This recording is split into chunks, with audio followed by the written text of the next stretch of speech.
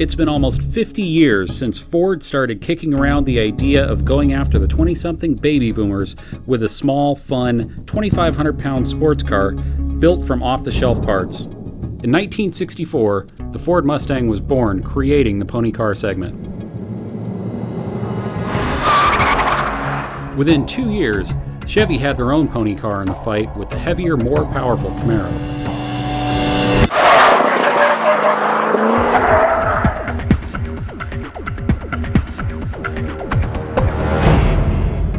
The current king of the pony car corral is Ford's lightweight track fighter, the Mustang Boss 302 Laguna Seca edition. Under the hood is a hot-rodded version of the 5-liter Coyote V8, also found in the Mustang GT. With a new intake manifold, forged pistons, and high-lift cams, the high-revving naturally aspirated engine puts out 444 horsepower and sounds like a 1970s car chase all the way up to its 7,500 RPM redline. The engine, however, is not the real draw of the Laguna Seca. Ford has stripped weight out of the car, with the most obvious concession being the lack of a back seat. In its place is a giant metal shock tower brace so cool it couldn't possibly be covered with carpet. Chevy has taken a different approach to the ultimate pony car and in the process will likely redefine the segment. The 2012 Camaro ZL1 might be a lightweight by Camaro standards, but its secret to speed is in high-tech components and old-fashioned muscle to push it around. Under its carbon fiber vented hood is a supercharged 6.2-liter V8 cranking out a staggering 580 horsepower. But again, the real magic is in the cart, not the horses. While the current generation Camaro has always been a step behind the Mustang in handling, the ZL1 gets a magneto-rheological suspension that Chevy also uses in high-end Corvettes and Cadillacs. The good news for Camaro fans is that this is next-generation equipment and works even better than before. Chevy's goal with all the extra muscle and high-tech tricks was to deliver all the performance you expect in a pony car while also giving you the comfort and luxury found in a GT.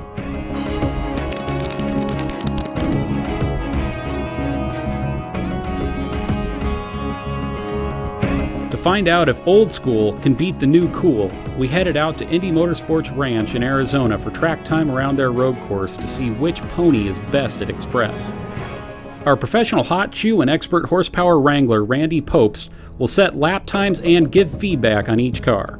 Place your bets, it's time to run them.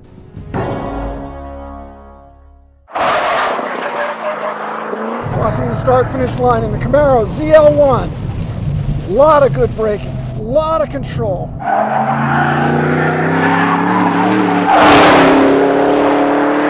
Well balanced and a long sweeper. I can put it right where I want it.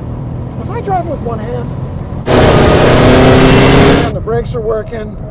Into the sweeper. It's putting the power down. A little bit of power oversteer, not bad. I can stay in the power over the jump.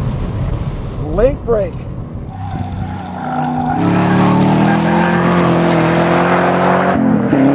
I like the braking. Very powerful, lots of control. Low grip hairpin left. Yeah, it's putting the power down, not quite as well as the Mustang, but on the other hand, it has a lot more power, right?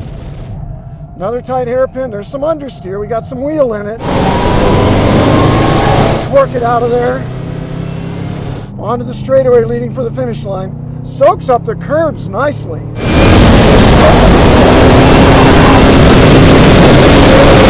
90, 100, 110, finish line. A lot of confidence. I think it's pretty bloody fast. Start finish line in the Mustang Boss Laguna Seca. Not much confidence in the braking. Good balance in the sweeper. Love the exhaust note. Does not have the brake bite that the Camaro does. Good balance in a high-speed corner. Lots of vertical motion in these bumps.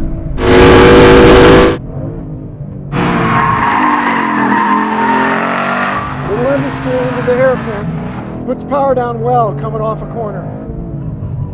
Not enough brake bite. Get the thing to stop. Cornering balance is excellent. Really like it. Dances around more than the Camaro. Now to the hairpin. There's that understeer, but we saw that in the Camaro too. Last corner. Little entry understeer. Good traction on exit. Doesn't like the curbs too much. She jumps around on those bumps. Wow! Across the finish line. We're home. The Mustang was my favorite American muscle car until today. It is amazing what has been accomplished with a live axle rear end.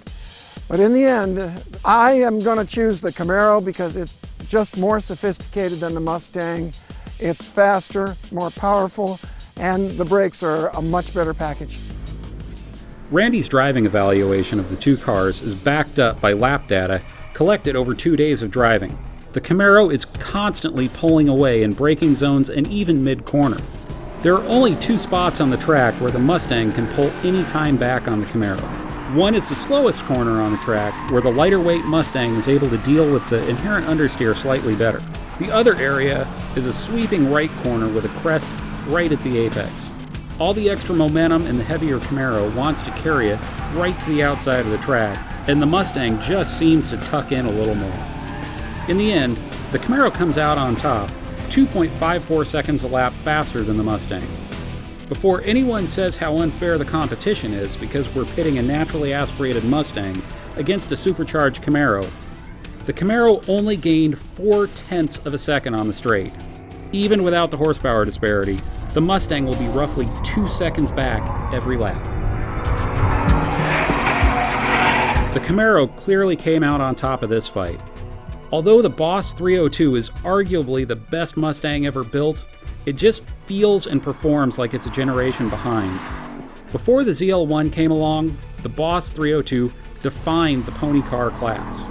Supercharged or not, it was the benchmark. It's lightweight, powerful, driver-focused, and fun to drive. But it is simply outclassed in this competition.